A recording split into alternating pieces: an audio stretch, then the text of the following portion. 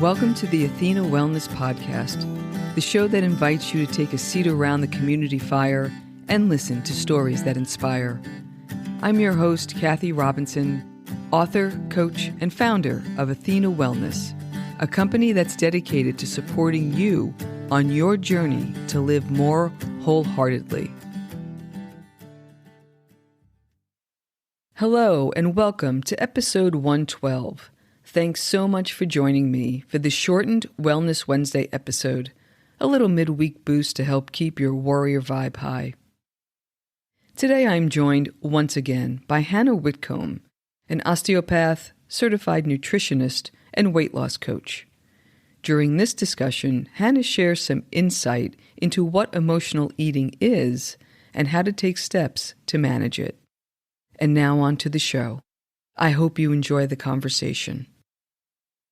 Once again, I'm joined by osteopath and nutritionist Hannah Whitcombe. Welcome back, Hannah. Thank you so much. It's nice to be back. In our last conversation, we were talking a little bit about some of the psychology around eating, and I'd love to get your thoughts on emotional eating. What is it and how does it develop? Okay, so emotional eating in a broad sense is eating outside of hunger. Let's start with a really loose definition. I think we most often associate emotional eating with sadness. And I think that that's the most common reason for emotional eating. However, I would like to say that emotional eating is eating in response to anything that's not hunger. So it could be boredom, it could be tiredness, it could be anger, it could be a habit as well, because that's very comforting. And so it's a process that usually develops, particularly in ladies, it will develop quite early on. So usually around 11 or 12, there are some sort of emotional eating patterns being set up. And that's often because we're comforted with food. Food is very nurturing, and there's nothing wrong with that. Eating is an emotional process. It's how we connect. It's how we're shown love, maybe by caregivers. But emotional eating can become dysfunctional when we stop seeking other solutions to our emotional needs, and we just try and suppress the feeling with food. And that's when we refer to emotional eating, what we're talking about is dysfunctional emotional eating. And dysfunctional emotional eating is not only bad, obviously, for the physiology because we're eating outside of hunger, but it's also bad for the psychology and wellness because we're not looking at the areas of our emotional health that we need to be looking at. Okay. And then how can we begin to work with it? So it sounds like the first thing is some sense of awareness. Yes. How do we become aware? Yeah. And then how do we work with it to bring it more into alignment? So I think journaling is a really important part of the process, but something that I think is really takes a lot of practice, and it's not going to be fluid straight away, but there's a really simple technique to use with emotional eating. And actually, to sort of start with, some people don't even realize they're doing it. So you say emotional eating and they're not even that aware.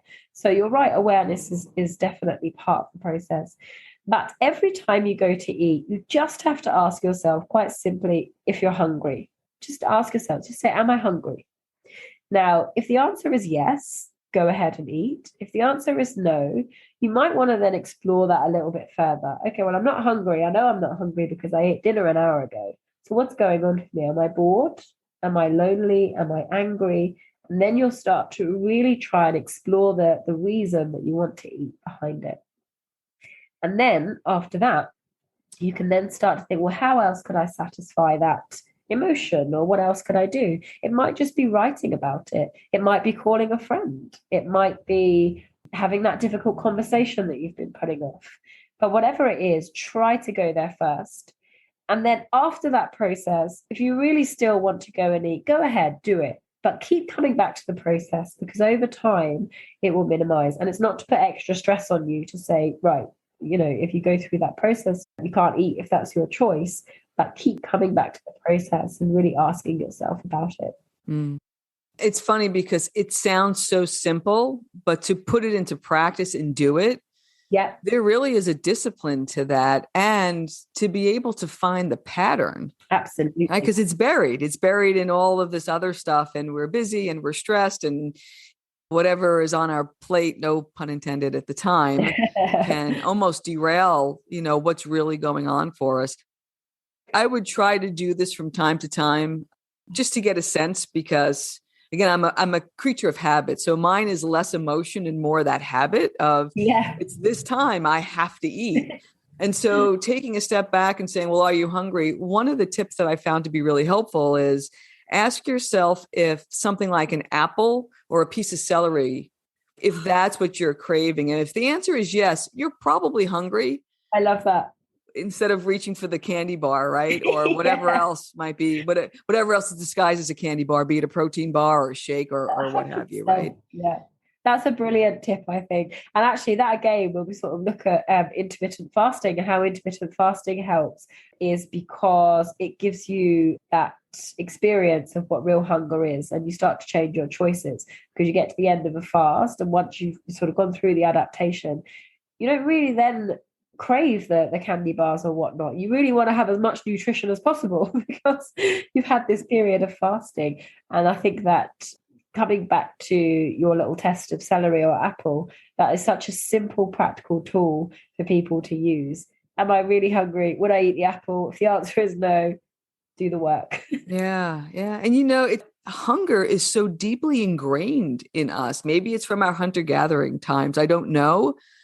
But just this sense of scarcity of, well, what happens if? And if you just relax into that process, but it does take some time. How long did it take you to get comfortable and to feel like intermittent fasting was a lifestyle rather than this thing I do?